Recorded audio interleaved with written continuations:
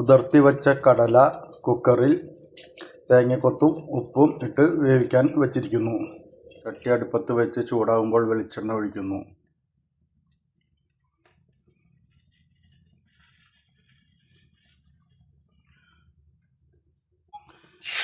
വെളിച്ചെണ്ണ ചൂടായി കഴിയുമ്പോൾ ചെറിയുള്ളി, വെള്ളുള്ളി, ഇഞ്ചി എന്നിവ ചതച്ച്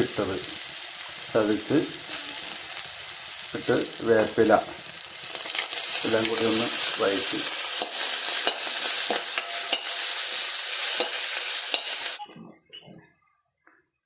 വറ്റൽമുളക് ചതച്ചത്,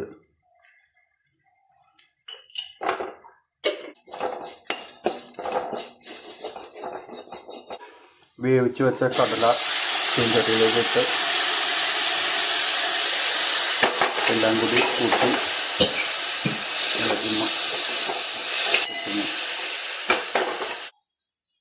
കടലുപ്പേരി റെഡി.